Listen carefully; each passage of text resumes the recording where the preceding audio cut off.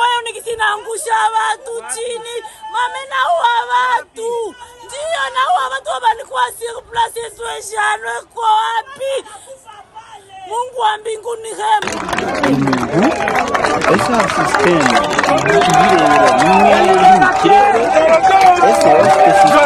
y'ikirere cyaho bakoreye rari kuriya.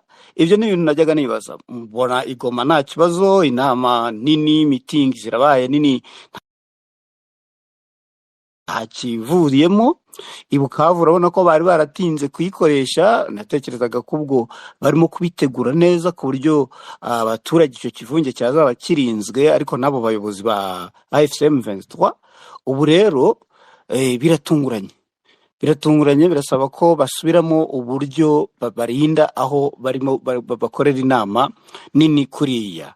Hanyuma kurikira wavuze updates Bertrand Bisimwa yatanze, yavuze ko biriya bisasu bigaragara ko ari ibyo abarundi basanzwe n'abandi bakoresha muri operations zabo mu burasirazuba bwa Repubulika Demokarasi ya Kongo. Ntabwo avuga ko ari nk'igisasu cyahagurutse ku butaka bw'u Burundi kijya kwikubita hariya Bukavu. Ubwo nabyo ni ibintu twakomeza kugenda dukurikirana tukareba.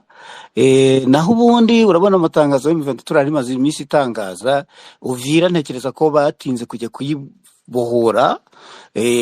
Uko batinda niko haba reorganization y'aba FRDC Bazalendo Barundi n'aba FDLR. Kandi M23 bikora igira ngo itanga abagabo ku muryango mpuzamahanga yerekane ko yo kurabona ibivuyemo ntabwo ari ikintu cyiza. Reka mvuze bino, ubwo turakomeza uko cyane. Ndagusubiza amasegonda make kuko mu kibazo harimo n'igisubizo. Ni ugutekereza ngo Kinshasa iri bubivuge hwite, ari ukutekereza kuvuga wenda ngo ni M23 yabyiteye igira ngo ibone urwaho rwo gukomeza ibitero byayo yigarurira ibice. Hari no kubeshyera nyine, urebye icyo ngicyo cyane nicyo bashobora kuza kuvuga, ariko nanone banabikora mu rwego rwo kugira ngo berekane ko M23 idafite imbaraga cyangwa se ububasha n'ubushobozi bwo kuzana umutekano mu mujyi wa Bukavu ahantu hari abantu benshi. Uzanarebe abantu bagiye banenga kuriya polisi ya Bukavu bayijyanye mu ngando Rumangabo, bakavuga ngo umujyi bawusize udafite abapolisi bo kuwukoramo policing. So izo noza ibyo ayo makuru cyangwa se izo statements zanengaga M23 kujyana abapolisi hafi ya bose cyangwa niba atari bose ngira ngo warazibonye. Ubwo nabyo bari bubyuririreho, ariko Kinshasa kumenya ibyiza gutangaza biragoye, byanze bikunze ari kwiraza kuvuga yuko ari M23 yiteye cyangwa se ari u Rwanda igira ngo ibone ibyo bita pretext. So nuko nabivuga, ariko nkuko umugenzi wacu umaze kuvuga bivuze, twashimira Imana ko hatapfuye abantu benshi, n'abakomeretse nabonye bidakaze cyane bashobora kubavura bagakira. Nabonye video babatwaye mu maboko bajya kubavuza. So ni ibintu biteye agahinda. Ntabwo amahoro agurwa amaraso. Ibi ngibi ni ibintu ntagomba kumenya. Hanyuma Godfather ikindi nahoze mu gitondo narimo gusoma kuri radio mbwira abantu nyine ukuntu Bukavu buriya yagowe no muri za 64 na 7 babacanshuro ba Shikam barimo n'abazungu, ukuntu uriya mugabo Shikam waharwaniraga yiyamye Burundi. Uburundi bwabarwaga na Michel Micombero, noneho bukemera indege zitwaye abasirikare ba Mobutu kugwa i Bujumbura kugira ngo bagapakirwa mu makamyo bakambuka bakajya Uvira bakazamuka bajya kurwana na Shikram i Bukavu. Noneho yihaniza Micombero kuri radio yitwaga ngo niba ari radio Bukavu, ati umva rero Micombero, nukomeza kubikiraro n'indiri y'ingabo za Mobutu ndagukupira amashanyarazi rero yagaburiraga Bujumbura yaturukaga Bukavu. kandi ngo ntabwo bwari ubwa mbere ayakupye kuko no mu 1964 bari barakupye umujyi wa Bujumbura. Urabona ni amateka bagenda yigarura ubwo nagiye kubihiga kubera iki, kubera rya jambo Fana James Kabarebe yavuze ari guseka Repubulika ya Demokarasi ya Kongo kongera gukoresha abacanshuro imyaka 60 babakoresheje ntibagire umusaruro bitanga. Yeah, so yego urakoze cyane ahangaha. Hanyuma itangazo ibi ngibi bishatse kuvuga iki ko direct abarundi bashobora kwemera gukoresha ibisasu? Kuko nuza kureba itangazo rya Bertrand Bisimwa nonaha urabona ko Bertrand Bisimwa clearly avuze ko iperereza ry'ibanze babonye ko ibisasu bitewe bikica abaturage ari ibyavuye i Burundi cyangwa ari iby'abarundi. Ibi ngibi yavuze ko ari iby'abarundi, ingabo z'abarundi zisanzwe zikoresha muri operations zazo mu burasirazuba bwa Repubulika ya Demokarasi ya Kongo. Ikindi kintu muri dutegereje kureba kumenya niba dutanga kubimenya bitubwiye ese ni ibisasu byaturutse ahantu biraza bigwa mu kivungi cyangwa byaturikiye mu kivungi. Bivuga ko ari umuntu ubwo buryo bwa kabiri. Kangufashe biroroshye cyane clearly, biroroshye kuko amakuru rega hisaza aba nabari kuri tere. Ntabwo dukeneye kubaza, turabaza abaturage kuko umuturage uri kuri tere ntabwo we ni uguha amakuru meza cyane. Wowe uri umunyamakuru urabisobanukiwe, ariko mfite umuturage avuga ahangaho uraheraho wifatira amwe makuru yibanze. Mfite umuturage abivugaho. Aya ni amakuru nahawe n'abaturage bari hariya. Sha bateye bombe ariko mitingi irangiye n'abayobozi bagiye kuko bari baduhaye signale ngo tumanuke twese tugende. None ko akundi bamwe bagiye mbere tuko tugiye muri cortege, kumva umuntu wari uyifite ni nkaho yari yatinya kuyirekura kuva mbere. Mitingi irangiye mwele kavuyo walikuwa wanaita sebe wanataka kuya mukisuda, akakwasa mwenye nataba kuya ndani yari yayihishe mu gafuka k'injugu. Izi njugu kwa kundi bazishira mu mufuka ananirwa rero kwikoresha.